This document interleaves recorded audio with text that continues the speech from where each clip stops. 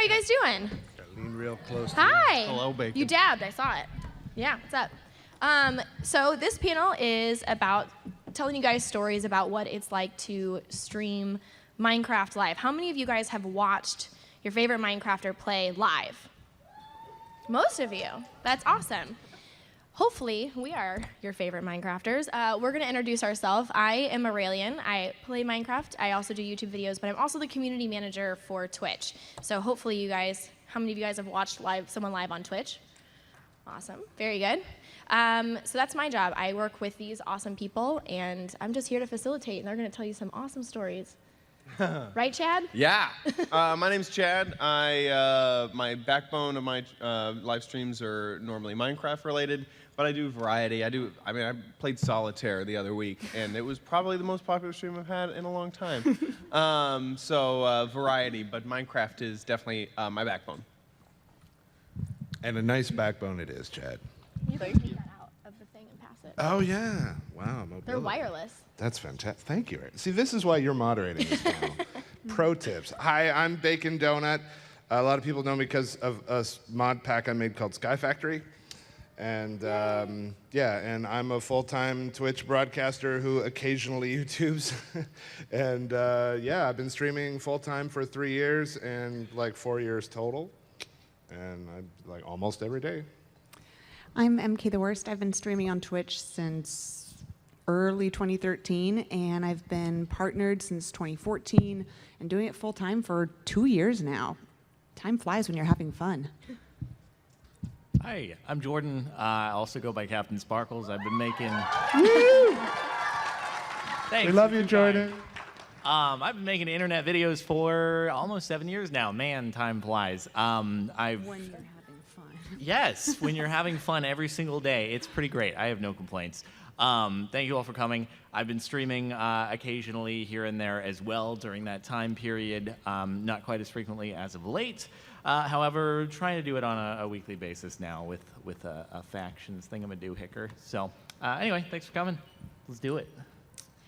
So as you can tell by everyone's kind of introductions, everyone's done a little bit of live, a little bit of VOD, which is video on demand recorded content, but the two can be pretty different, right? So anyone can jump in on any of these questions, but what do you guys feel like is the biggest difference between having something that you've recorded, that no one's seen, that you then edit, versus just doing it off the cuff and doing it in front of potentially thousands of people? Well, for me, the big difference is instant feedback, right? So if you're making a YouTube video, it's very common if a YouTuber is making a video that they're not sure about, like they're trying something new and they don't know if they want to do more of that or not, they'll go back and read the comments after the facts and look at how many up and down votes it got or whatever. But you don't get that feedback until after you've already released that video. If you're doing it live, it's instant. Like if I start into something and everybody hates it, I can immediately tell. And sometimes things that I wouldn't have necessarily thought were hilarious or whatever just would get a big reaction, and then I'm like, oh, well, I need to do more of that, and then adjust on the fly. And so that's the first thing that comes to mind for me. Yeah, I definitely feel like it's almost like the difference is between, let's say, with comedy as a metaphor. It's the difference between making a comedy movie and doing stand-up. Is a comedy movie, you're looking at it a few times, you're trying to, what makes it funny to you. But with stand-up, the moment that you deliver a joke, you hear the audience's laughter. And if it wasn't a good joke, you don't hear the laughter. So you know basically the moment that it happens, and you have to edit on the fly with just what you do in the future. And also, and all that comes on live streams from the chat room. So literally you live or die from the chat whenever you're on a live stream. But whenever I do a VOD, sometimes I don't even read the comments. It's like the comments, they're not required. Oh, I'm gonna get banned. Yeah, so it's a big difference between the connection to the community, the direct connection to the community with a live stream versus a video. That's a good point. MK, I know that you stream full time. So for you, the difference between getting that feedback in a video, because you also do VOD content, what is the difference in the familiarity that you have with users when you're live versus when you're just putting up a video like on YouTube? Well, when you're live, it's a conversation. It's not just feedback down the road. It's a constant dialogue back and forth, and I really love that interaction because you can ask the chat questions and vice versa, and you can answer instantly. Yeah, it's kind of like being able to come to a convention without leaving your house, right? Like we get the opportunity to talk to you guys while we're here, but on Twitch or any live streaming platform, if you're able to just have that instant connection where they're saying like, oh yeah, I watched your video, and you can go like, oh yeah, cool, thanks for watching that, versus in a stationary comment, like you have to go back, it's not real time. Right. I think it's hard on YouTube to get to know your audience because if somebody comes to your chat every day and you're having a conversation with them, then you can start to remember those names that come back over and over and over again. And so it becomes more of a mutual relationship, whereas on YouTube, I mean, I get comments, but I don't pay attention to the names. Yeah. Jordan, you do VOD content primarily and you stream some things on Twitch. So how do you make the decision between what you're going to live stream versus what you're not going to live stream? Like, how do you make that decision? Usually, if it's something that's going to take more time and be like a repetitive action, then I'll stream it because I can sort of mitigate that by talking with chat and going back and forth, taking suggestions there. It makes it so whereas on YouTube, it would be a part that I would definitely edit out. I can just go and have a conversation with people, and it seems to go over just fine. And then back to the earlier point on the differentiation between the two. I think the most nerve-wracking part is when you're live. If you mess up, it's out there. You can't really do anything about it. And I'll be honest, there have been times in YouTube series where I've started off an episode and within like the first 10 seconds been killed and lost all my stuff, and I'll just be like, no, we're not using that, and then I'll reload the save.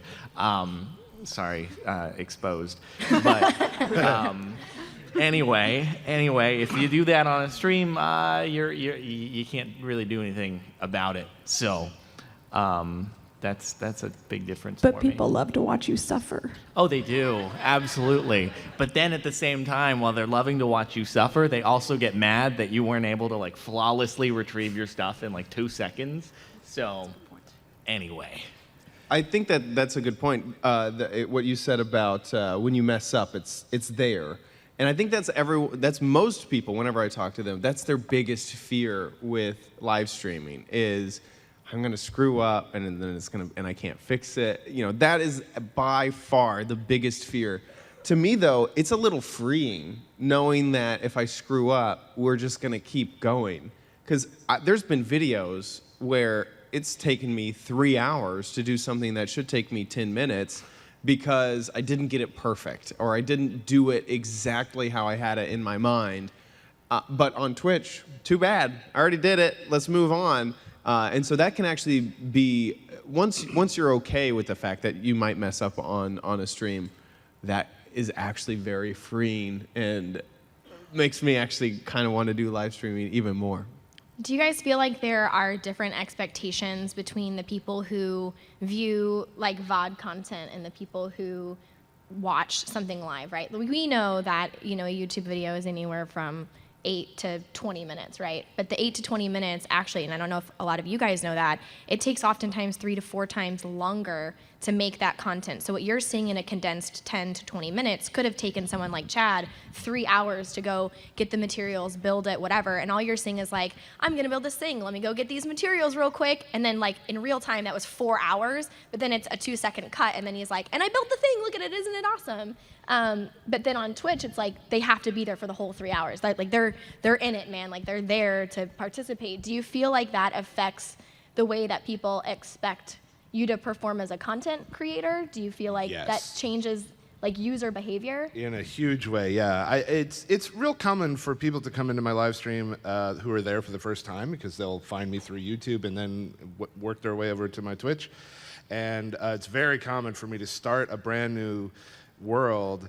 Perfect example, there's a mod pack I've been playing lately called FTB Infinity, which has an expert mode, which is ridiculously hard, and like you can play that like full time for an entire week just to get some of the basic machines that you need. Like it takes months to complete the pack. And people will show up when I've just started the world an hour ago and I'm standing there with a stone pickaxe and they're like, why don't you have a quarry yet?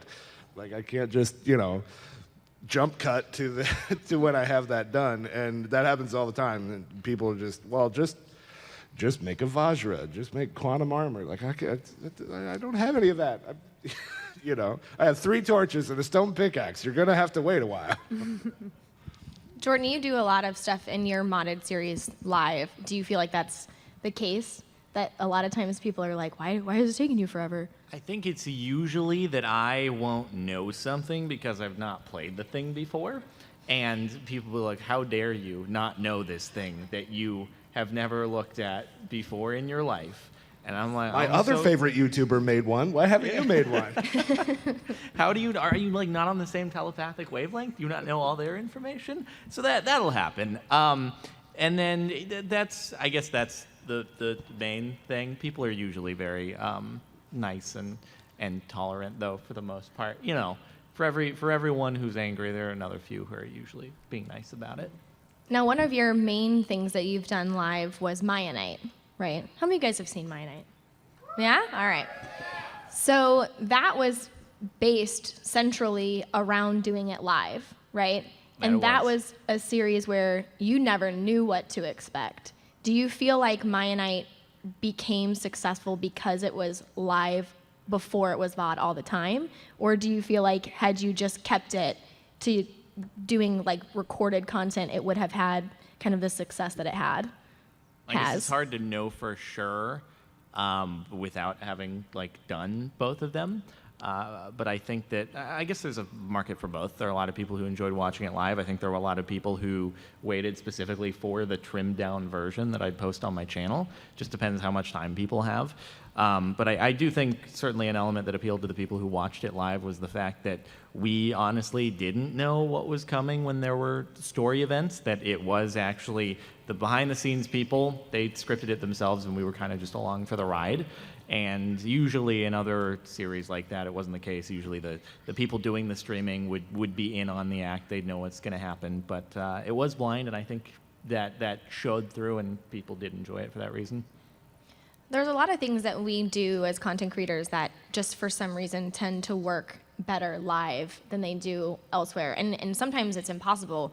We've all done UHCs live when we've done them for charity, where it's basically the whole entire event unfolds because we give people the opportunity to donate and then in real time affect what happens in the game. And that couldn't happen if it was recorded. Like, we need that live interaction, that live feedback, and that's part of what makes it successful. Do you guys have any other examples of things that you've done specifically where you're like, oh yeah, I'm gonna do this live? Like, I really want the audience to be in on what I'm doing. For me, I really love learning live. So, like, when it comes to mods, I pretty much never go search up a video to get a tutorial. I just go live, wait for someone in the chat room to know the mod, and then enjoy the process of learning together. And he does a lot of planning, obviously. And it's great because it's incredibly frustrating. Yeah, I'll get like several people telling me the exact opposite. Oh things. Yeah. So it's real tough. And it's all part of the entertainment of it, right? So like what happens is you have one group of people that knows what they're talking about and are giving you correct information. You have another group of people that think they know what they're talking about and are trying to give you correct information, but it's wrong. You have other people that are making wild guesses but stating it as if it was fact. And then you have other people that are straight up just trolling you and telling you wrong stuff because it's funny. And then I get frustrated, like, what you said, that would work. That didn't work at all. Like, come on. And it's like trust roulette. It all just adds to the fun of it. And it's one of many ways that I take the doldrum things that often would be behind the scenes and turn it into an opportunity for performance and entertainment.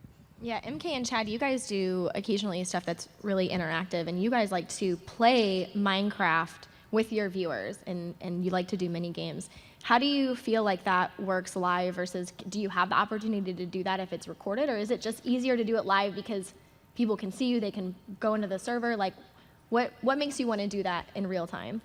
I've only done that on YouTube a handful of times, and it's always been with a group. We were doing a group recording, and we realized that the mini game we were playing was on a really small unknown server, and we couldn't get enough people in to get the game to actually start. So you'll tweet out, and a couple of fans will hop in and join you, and you do the whole recording. It's very, very different. Very different, yeah. It's basically the difference between a tweet and then the viewers who are watching live. The one thing you do have to worry about is stream sniping, where someone's going to see where you are in the game. You just try too hard. Do I? I just lose, and I'm just okay with it. You're just cool I'm with, just with fine losing. With it. Yeah. I would lose anyway. So. Yeah. No. When I can tell someone's targeting, that definitely, I don't know. I don't like that at all. But it's something you just got to live with, and you just get over it.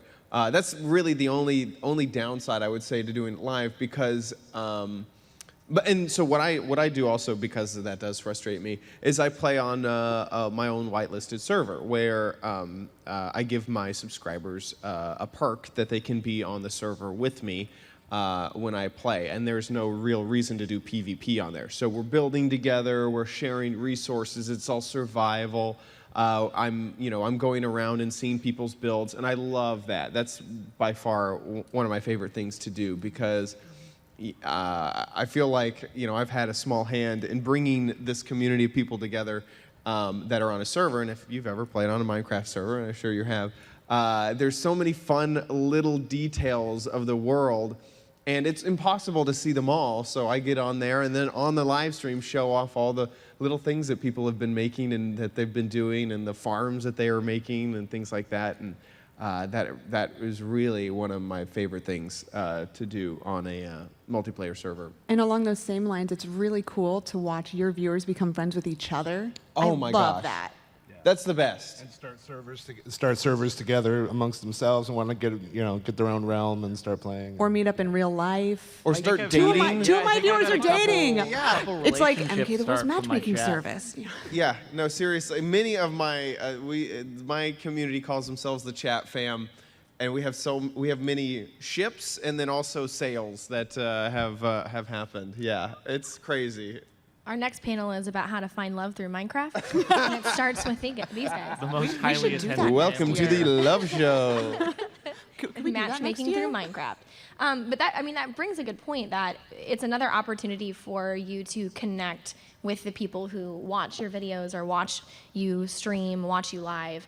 Do you feel like it's it's a better way to be able to do that? Are there other ways that give you as many options to be able to kind of regularly give back and have like a pulse on the people who are Right. watching your videos in your community? My stated goal when I started Twitch was I wanted to turn a casual viewer into a super fan. Is because my largest channel on YouTube is kind of stale. I sit at a set, I do a tutorial, and we're done. There's not a lot of ways for my personality to kind of shine through. So I wanted to take anyone who had seen me through that and turn them into someone that knew me, that could hang out with me, that was really part of a bigger group and a bigger community than just someone who had searched for a tutorial and seen it. So that was absolutely a stated goal, was to take casual people who may know me, and turn them into super fans that really know me. Yeah. MK, Jordan? All right. Good job. I was thinking about it too, MK, when you were talking about friends, like meeting people through your server. And MK and I actually have one of our best friends together that we met because I had a Minecraft server that was there for people who were watching me live stream. And I was doing like a tour of the server, and she'd built a house, and I was like, oh my gosh, this is so cool. And she's like, oh yeah, I'm like in computer engineering and whatever. And I was like, oh, that's super cool. Where are you from? She's like, I'm from New Zealand. And we just kind of casually started chatting back and forth. And like fast forward 3 months later, and the three of us like went on a girls' vacation to New York, and we're like hanging out because we met through being live and then having a Minecraft server and then being able to like be friends and meet through that. Yeah, that was really cool. And she's getting married next month. And we're in her wedding. Yeah. Anyway, sorry. Just having a little moment up Moving here. on. Do you guys have other stories and conversations of things that you've experienced live, either with like viewers or funny things that have happened that like stick out in your mind of like, this is what it's like when to you be forget live? that you're streaming or don't know that you're streaming? Or Oh, your Chad cat did that. streams for you. No, you have to now tell the story of what happened. So, It's the best. so my cat live streamed while I was asleep, and I had my computer in my bedroom. So the shot was on my bed, me sleeping. I had been For testing hours. it was about 30 minutes because a friend. Wasn't that longer than that? I I thought don't it was know, longer maybe- than 30 minutes. It was longer than I 30 don't minutes. remember. At least We an had hour. to text you multiple times to Yes. tell you that everyone was watching you Stepped sleep. Cat stepped on the keyboard or whatever. Yeah, so I was testing like servers. I was testing, my settings, and I thought, here's the bet. When you're gonna go live, you don't want to futz around with click and start. You need a key that you press once, and you're live, right? Hotkey it up. This is the best solution. What no could go headaches. wrong? What could go What wrong? could go wrong? Nothing. Absolutely nothing. It Till your was cat. that night. That night, my cat stepped on my keyboard, and you can even see her. I downloaded the video before I deleted it off of Twitch, and then edited it for a YouTube video. You can see her in the video, rubbing up against the microphone, like walking all over the keyboard. I'm asleep in the background. Yeah, it went on for a while until I find a friend, a moderator of the chat room, called me, and you can hear the phone going off, and me reaching over and looking at it. And I had been dyeing my hair that night, and like I had this bandana on. I looked like a gangster. It was ridiculous. It was absolutely ridiculous. There's been numerous times when something that happens in the chat will like trigger a whole thing that I'll do, and that later become rituals or whatever. Like for example, Minecraft, especially when you're live streaming, there's repetitive tasks, right? Like you have to go mining, and you're just gonna break blocks for an hour, or various things like that. And so Twerking for trees? what's that? Twerking for trees. Twerking for trees, exactly. He's played my mod pack. He knows. Dude, what did you do? What? You have to. Oh, in Sky Factory, there's one of the. Okay, the first version of Sky I'm Factory. so concerned right now. You start in a void with you're just on a block, like there's one tree and that's it, and everything goes from there. And in the first version of it, you had to put down a sapling and just stand there and stare at it until it grew into another tree. So that was one of the complaints. I'm like, well, we're playing modded, we can improve this, right? And so someone made a mod for me where if you spam the shift button, it would apply a bone meal effect and make the tree grow. So it's called Tree Growing Simulator 2014, but we all call it Twerking for Trees. And we'll hit F5 and, put on some Sticky keys some pops up, and it's like, music. man, you're like, Yes. no sticky keys, I don't want Exactly, this. yeah. So anyway, so when you're doing those sorts of grindy things, it's common for people to be like, can we just get to the gameplay already? Like, can we stop with, or like I'll be off talking about chicken, and people are like, can you just play the game? And so I'll use that to react. Like I have hotkeyed in my software where I can push a button and the word gameplay appears in giant letters all the way across the screen. It'll be like, okay, there's some gameplay. Now back to chicken. And, that sort of thing. Or one time someone came in and said that my camera was too small, so I just like blew it up to the entire size of the whole, there's like a little corner of Minecraft over my shoulder. Okay, that's perfect. And then I just keep playing the game like everything's fine. And, and that's all like, someone says one thing in the chat, and then I end up getting like an hour of laughs out of it because I'm reacting to it. And that's all stuff I wouldn't think of on my own if it was a VOD. Or you know how sometimes when you're hanging out with your friends, you remember this hilarious internet meme that you saw, and you're like, I really need to show my friends. Sometimes I'll get derailed, and I'll just like close out of Minecraft and be like, guys, I have to show you this hilarious Twitter account. So we'll spend, 3 minutes scrolling through this Twitter account, and I'm like crying, laughing, and the chat, people will come in because I won't have changed the game because I'm only stopping for 3 minutes, and people will be like, this is not Minecraft. Have you ever been in a situation in person where you've been like, hi friends, I need to show you this great meme? Have you not? No. Yeah. Who shows memes to their friends? There we go. It's never happened in person. It might be like a Skype chat or something like that. I No, don't know. we did around it. the We day. did it I'm in the yesterday. minority We here. did it yesterday, waiting out for the panel, and then we were talking about something, and I went, "Oh, where's Seth Bling?" And they're like over there, and I was like, "Seth Bling, I have to show you this video right now." And he was like, "Okay." We It cannot happens mention all- the video, but yes, it was It was- very funny. It was hilarious. It happens. Jordan, you just need to go out more.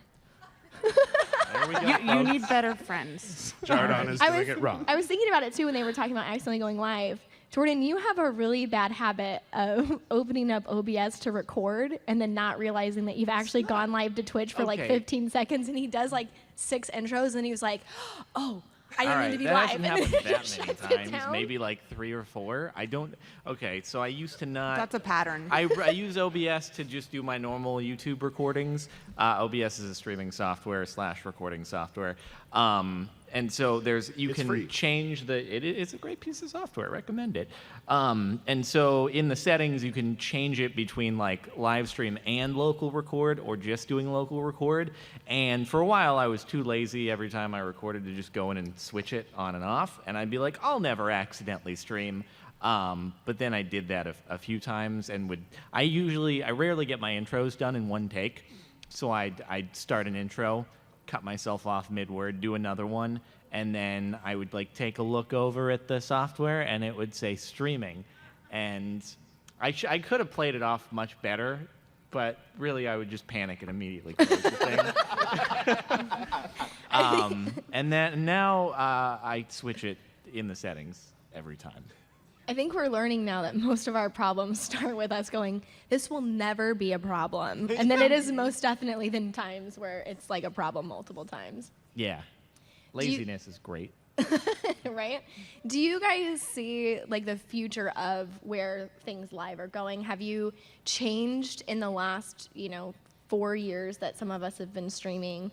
Do you see is it different than it was 4 years ago? Do you think it's going to be different going forward? And if so, what have you done, or what do you think you'll do going forward to change that experience?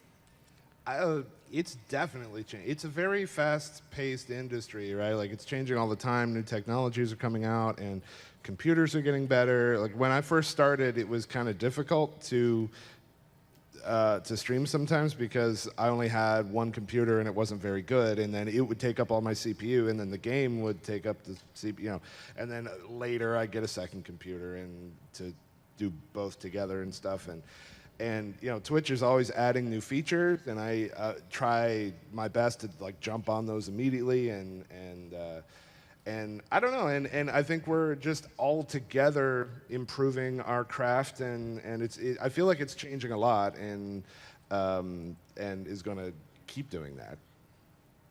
Definitely from the YouTube point of view, because I started mostly as a YouTuber, and then started my streams 3 times a week. Is I feel like there's definitely a trend that YouTubers who have smaller audiences like to stream, because there's more of a direct support from your audience when you stream. And so I've seen a lot of people that maybe are frustrated with their numbers on YouTube or don't feel like they're growing fast enough will switch over to Twitch, because it's almost like Patreon and things like that, because you can get direct support from your viewers, and you're not going through advertisers, you're not going through YouTube AdSense for all of that stuff. And I've definitely seen a trend of even YouTubers starting up Twitch streams because YouTube isn't paying their rent anymore. A perfect example of how a new feature of Twitch changed my stream dramatically, and that's bits. So Twitch comes out with a feature called bits. It's basically animated emotes that you can buy to use in chat, and they cost $0.01 each, and so that pretty small if you want to get in on that. And so on launch day, people made this little animated cup thing so that when anyone uses one of these bits, it on the screen falls into the cup. And I've just had all sorts of fun with that, like make the cup huge or put it behind my head so they're falling on me and I have to dodge them, and all sorts of stuff. And my chat loves them, and have learned how to troll me with them and whatever. And it's been a ton of fun, and it's something that wasn't even possible until a couple of months ago. My favorite feature of the cup is that bits have different values, and the cup weights them differently. So if you have a bit that costs a penny and it falls in the cup, it'll just rest there. But then a bit that's like $5 will come, just smash all the penny bits out of there, and they'll go flying, and it's awesome. Do you guys feel like, with the way that content creation is going and how everything's kind of moving forward, that there are different priorities that you place on how you do? Because we all have different schedules, right? Some of us stream almost exclusively. Jordan, you do VOD content, and then you add in live stream when you can. Do you feel like between the two, there's a difference in like the expectations or what you feel like you have to provide to your viewers back, right? Like a lot of times you'll hear YouTubers say that consistency is key, right? You got to upload to keep people engaged. Do you feel like live streaming is the same way? And if so, do you feel like it's hard to kind of then step away or do both at the same time? I think that with live streaming, it's probably even more crucial to be extremely consistent.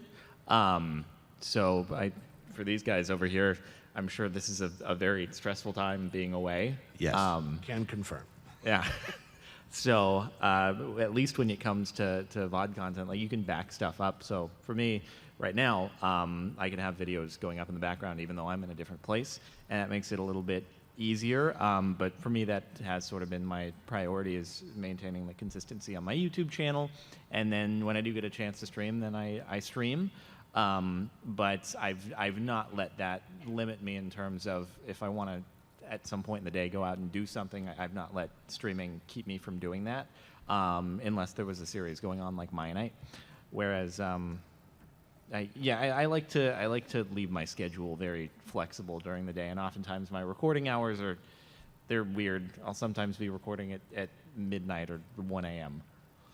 Yeah, what he said is absolutely true. We can't, that you could consider that a downside to live streaming, that you can't backdate, you can't pile up content to just stream, So I'm here at MINECON, I can't stream while I'm here, and TwitchCon is next weekend. So I flew to LA to do MINECON. I'm flying home for like 2 days to get a couple of streams in, and then I'm flying back to San Diego next weekend to go to TwitchCon. And I try to stream while I'm here, but hotel internet is terrible and all that sort of stuff. I can't just pre-record stuff. But it should be noted that yes, if you're doing this professionally, consistency is very, very important, and I'm terrible at it. But there's nothing wrong with being casual as a live streamer, right? Like, you don't have to put that sort of pressure on yourself. Like, make it a hobby, just have fun with it. It doesn't matter how often you stream or when you start or when you don't. You're gonna have a hard time growing your channel size that way, but there's nothing wrong with it, right? A lot of people put too much pressure on themselves and then end up not streaming at all. Well, and viewers can tell when you're not having fun, and nobody wants to watch somebody who's not having fun. Yeah. That's a good point. So I'm sure there are a lot of people in this room who may ask. We're going to do a Q&A in about 15 minutes, but I'm sure someone would ask, what advice do you have for someone who wants to start, doing live content or even content creation in general? In one sentence, and you can't repeat what someone else said, what piece of advice would you give them? Don't put too much pressure on yourself. Like, don't, if it's not your job, make it a hobby, have fun, don't put too much pressure. Act like you're already as big as you want to be. It's good. If you find yourself in the trenches where you have, just 1 or 2 viewers and your page is down and nobody's going to stumble across your stream, start watching, get involved in a bigger streamers community, become friends with those people who are also in the chat. Don't plug your channel, but as you become friends with those people, they'll slowly start to find out that you stream too, and then maybe you'll be able to get out of that just 1 to 2 viewer, like, deep Mariana's Trench of Twitch.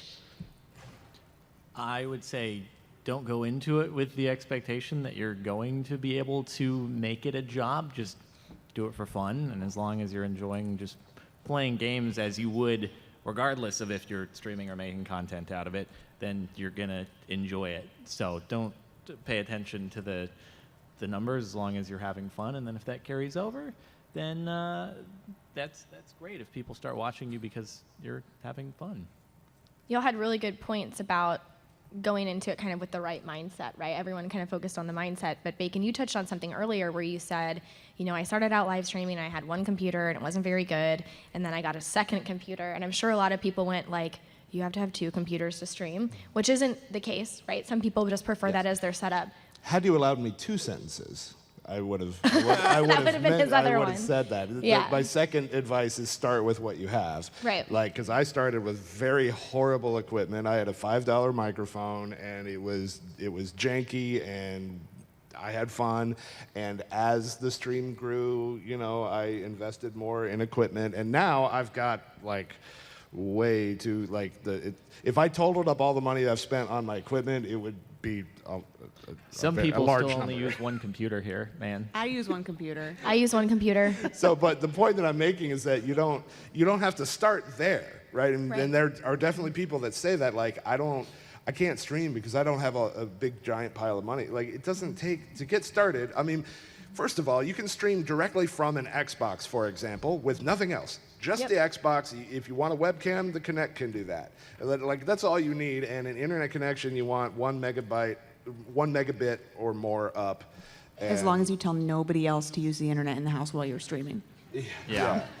And you know, and generally you want a computer that has a 20 or 30% of your CPU power. No one here available. knows what that means. Some people do, or they can Google it later.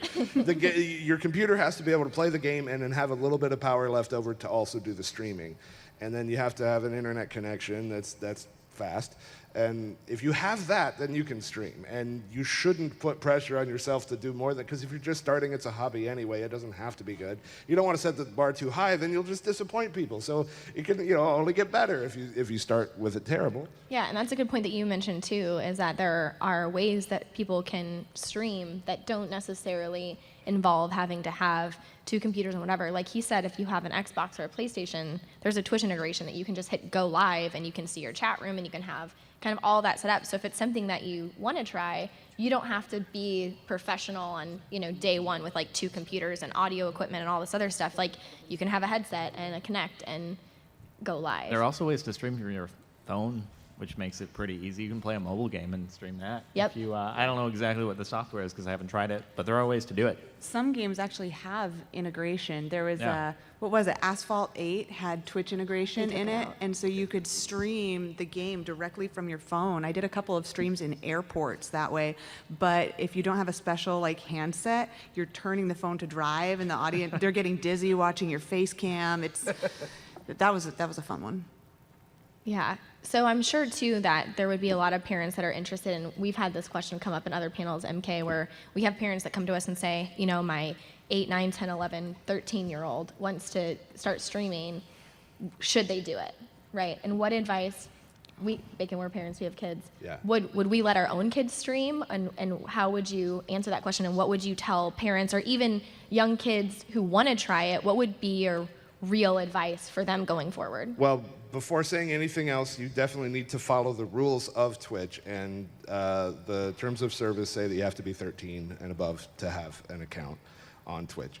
But if you're 13 or more, and I don't know what the rule is if you're younger than that, but parents are directly involved. I have no idea, but that's more a question for her. Read up on Copa. It's very fun. Yeah. I personally, if I'm talking to a parent who said, and this happens to me all the time, who's saying to me, my kid is wanting to start streaming, how should I feel about this? And generally my response is similar, like make sure they have the right mindset. This isn't going to be their job or whatever, like it's just a hobby. But personally, I find it to be a fantastic hobby for children. I have children myself, and they're not old enough yet, but I absolutely will allow them if they want to stream. And the reason is, it's a very safe way to get social interaction. And what I mean by that is that there's a lot of people on Twitch as viewers and broadcasters who have struggles with social anxiety. of various types. And Twitch is, especially with broadcasting, you get to practice in a safe environment in your own bedroom or whatever. You get to practice interacting with people, and there's a button right there that if it's ever too much, you can just press it and it's done. You don't ever have to do it again. You can close the chat room anytime if it's too much. But for people that struggle with that sort of stuff, and a lot of kids do, it can be a wonderful way to push your personal comfort level a bit and just do a little more. And I've talked to so many people that have used Twitch as a way to do that and have made tremendous strides. And now they're going to conventions and being around thousands of people, which they never could have done before because they would have been too anxious or whatever. To kind of add on to that, all the way up through college, I was incapable of public speaking. I would freeze up. I could not talk, and now here I am.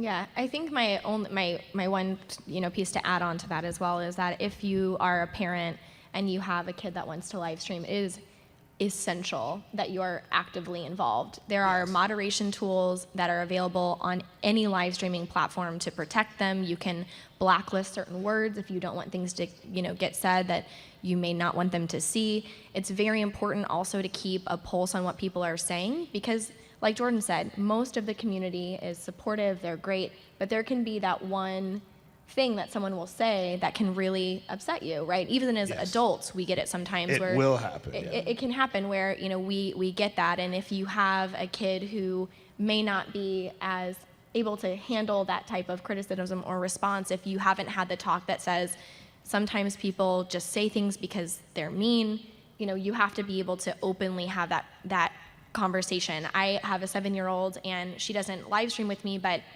she appears in videos, and it has taken since she was 3 to be able to tell her we don't say where we are, we don't use our real names, we don't, you know what I mean? Like, it takes years of practice to be able to do that and to be able to do it safely, because kids oftentimes don't understand that you shouldn't say your real name. You shouldn't give away your information. You can't give away your IP. Like, there are certain things that are just these ins and outs of the industry that I think it's really good practice. And so maybe if you do it together, you do it as a mom and a daughter, and we've had fathers and sons, we've had mothers and daughters, we've had mothers and sons, we have parents and kids who stream together as an experience because it's a safe way for them to be involved in a hobby that their kid wants to try, while being able to protect them from the things that they may just not know from life experience that we've had 10 plus years of being on the internet to know, hey, I probably shouldn't do that. I shouldn't give away my Skype information. I shouldn't do these things. Don't say what school you go to. Right, don't say what school you go to. System 32 is not a virus. Yeah, don't delete your System 32. Like, there are things that you would be surprised. It happens often. Yeah, I can't underscore that point enough. That's huge for advice for parents. System 32 is not a virus, or?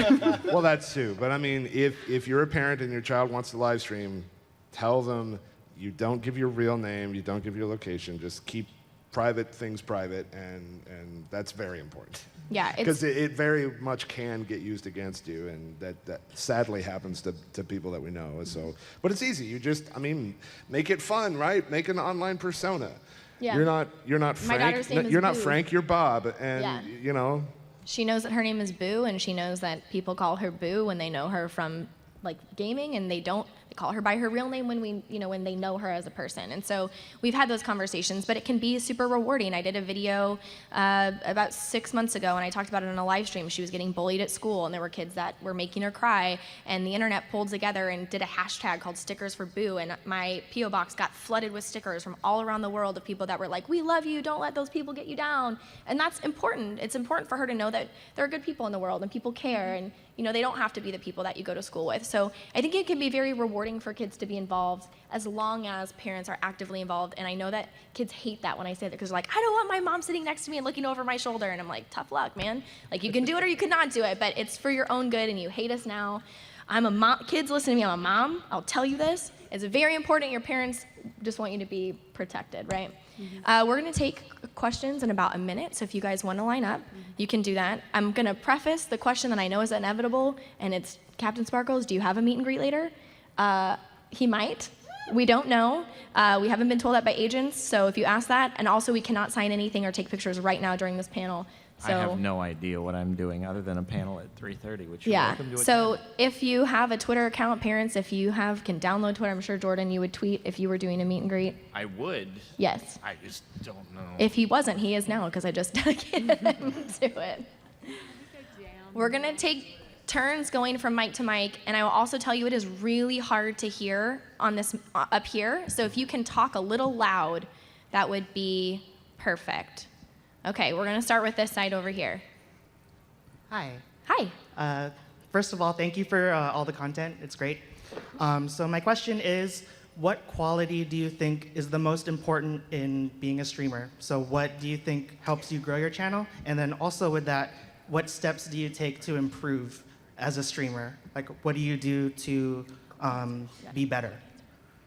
Say again? Quick answers. Quick answers.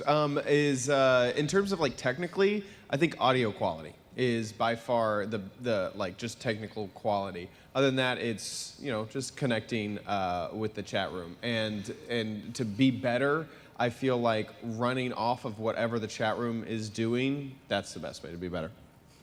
I would also say it's really important too to be yourself. It is really hard day in and day out to put on a persona if you can't keep it up long term. And we're all human, and sometimes we have good days and bad days. And if you're constantly trying to pretend like you're something that you're not, A, people will see through it pretty quickly, and B, it gets really mentally exhausting. So you can be an exaggerated form of yourself, right? Like I love glitter and rainbows, and like my whole stream is like, oh my God. But sometimes I can't do that, and my chat needs to like be aware that that's not something I can do all the time.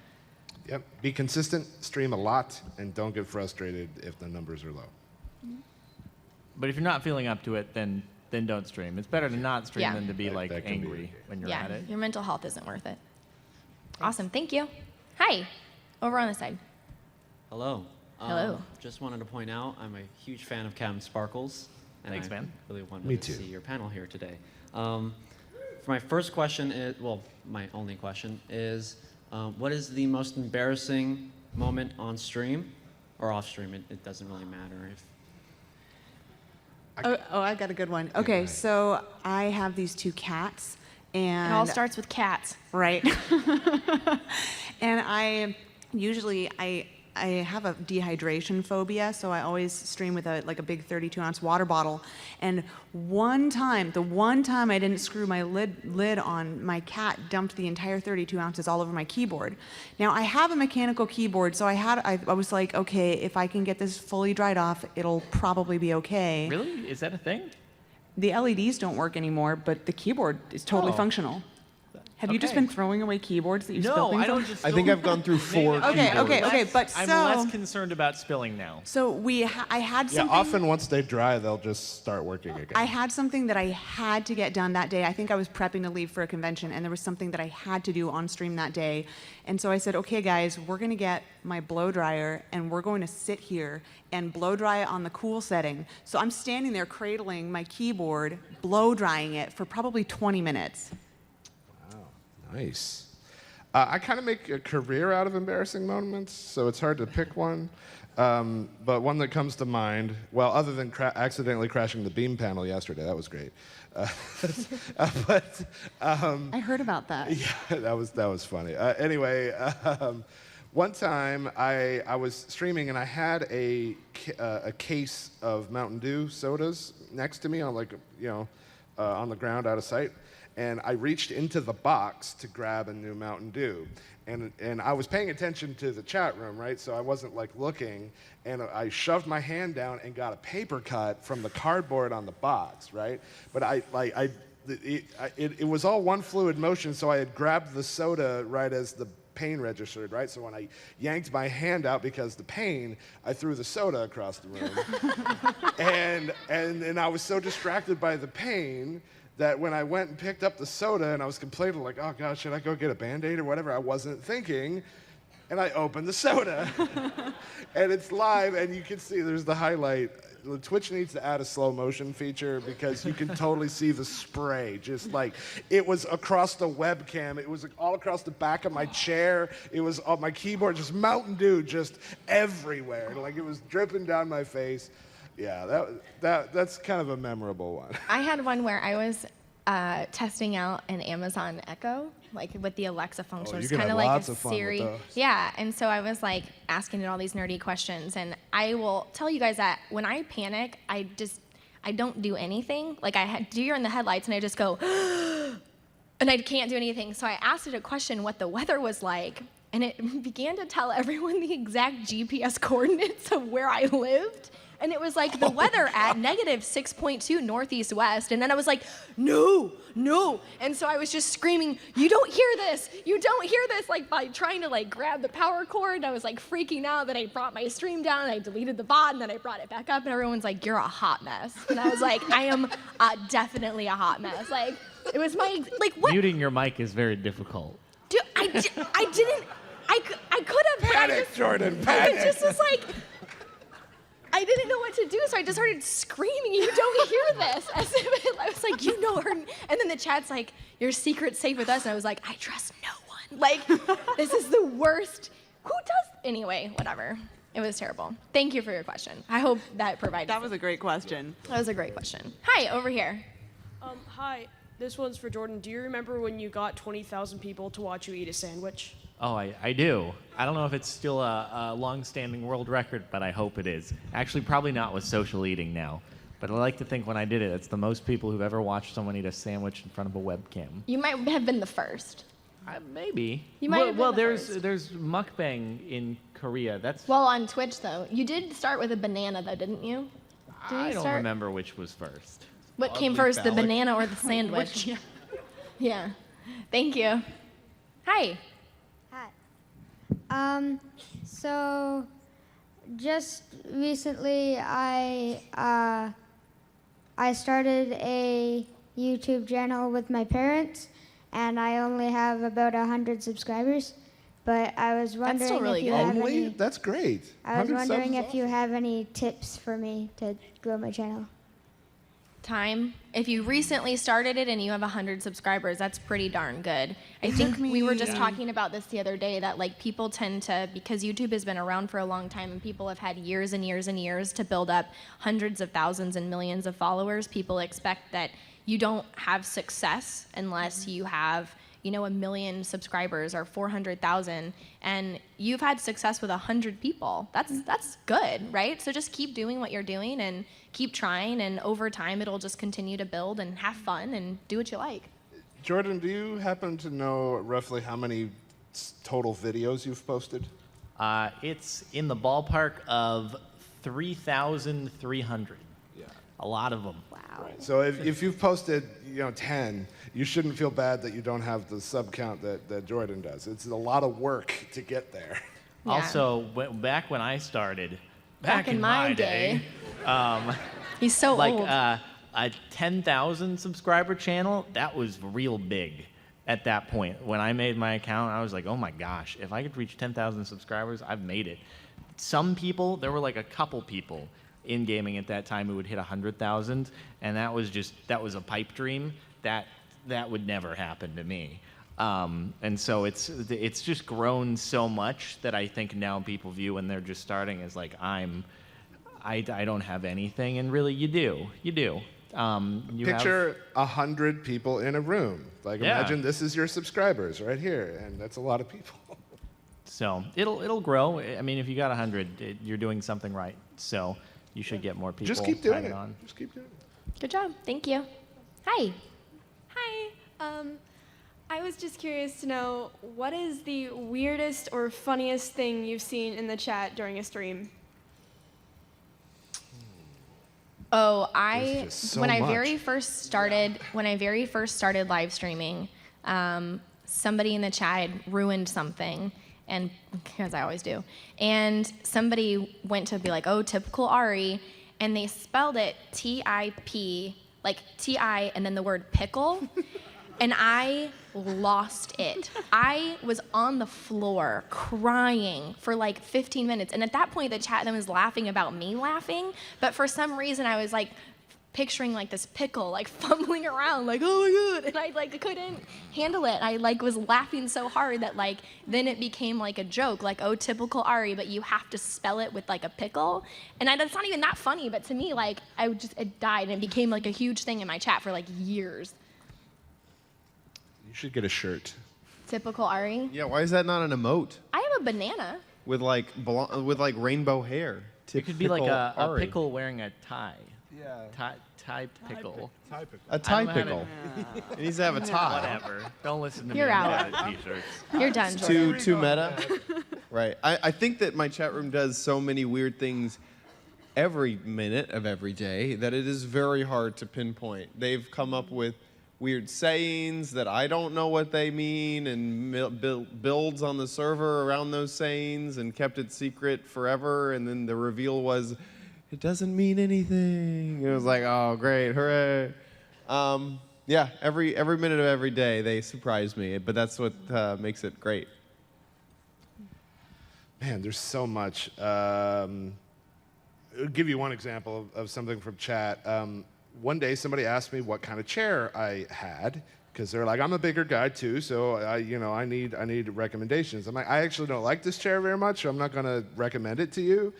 And so then people in the chat were like, #chair fund. We need to get Bacon a better chair. And I'm like, I didn't say I needed a better chair. Like, I could go get a chair. Like, that's not, no, #chair fund. And then people started sending in tips, and like, everyone was just constantly about this chair fund. And I'm sitting here going, I don't need a chair. Can we stop? And so somebody mailed me a chair. It was about 3 inches tall. So I got this in my P.O. box, and so after that, a lot of people, missed that the chair had arrived. So then they would come in and be like, #chair fund. I'll be like, oh, no, the fund was successful, guys. Oh, yeah, I've got it right here, and I'll hold it up to the webcam. Here's the chair right there. I was kind of hoping the fund would have been big enough. You could have just bought like a Lamborghini, taken the chair out of it, Right. and turn that into your seat. Oh well. That's how I ended up in our last live stream, how I ended up eating a bug, because they had said, oh, if it was like other people had said, if you donate $500 to charity, I'll eat a bug. And they were like, well, you do it. And I was like, no.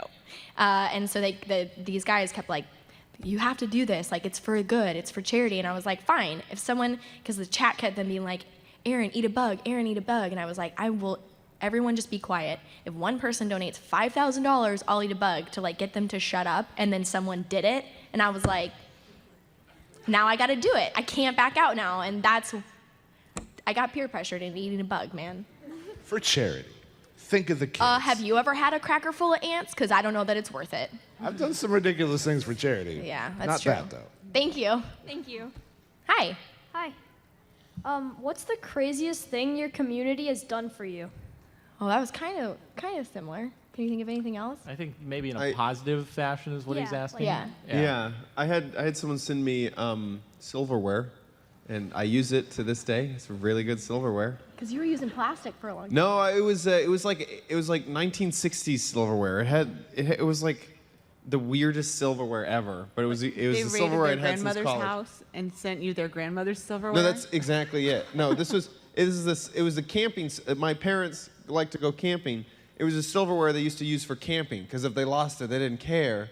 I got that when I moved The out. fact that your chat knows what your silverware looks like. Listen, it's a very dedicated community. Yeah, and Zealous Quiche sent me brand new silverware, and it's amazing, and I use it every day, and I don't know if she talked to some silverware guru, but it is so good. I'll check it out. Yeah. Sometime. And then other than just supporting, if I wouldn't be here if it wasn't for the support of my community. Same. All right, I think we have time for one more if we can answer maybe two. Hi. Hello. What kind of capture cards do you guys use? I don't. No. OBS. Well, OBS is like a that's the software, but most of us software. don't use capture cards. If you're using like a console, then you'll need I have like a Houpage, but I don't use my console very often. But most PCs have enough stuff built in that you can use it without having to have another capture card. My favorite is Magewell, and one of the primary reasons for that for me is because it's better about the HTTP DRM, which that's a whole lot of letters that a lot of people don't know, but basically it's copy protection, because they don't want you using a capture card to pirate movies, right? But if you're live streaming with a capture card, it's a legitimate use. Like you want to stream your Xbox, so you want to run the Xbox into a capture card so you can record the video. Magewell is better about not like completely freezing everything up if your device is sending that copy protection signal or whatever. And I just like them a lot. They're a little expensive. AverMedia makes a really great capture card, the AverMedia Live Gamer HD, something like that. That's a little bit less expensive. But yeah, I've seen the Magewell products. They're great. They're really good, but they are on the expensive side. Okay, one more real quick. Hi. So I'm wondering, what was the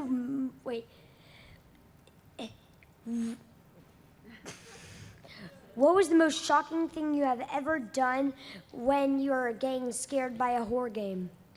Oh, I cried.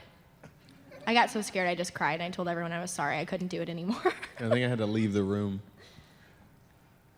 I don't get scared by horror games. I Whoa. usually just laugh. Whoa. Whoa, tough macho guy. man. I mean, I don't. fallen I out of love. my chair. I was watching Freddy Krueger when I was 6. Okay, like I'm big into horror. Oh God, sorry. Did I scare anybody? I didn't mean. All right, thank you guys so much for coming. We don't have time to sign anything right now. They're gonna have us go backstage, but we will be around. Make sure you check Twitter and you can ask agents if we're doing signings and stuff. Thank you guys so much for coming, and we will see you around MineCon.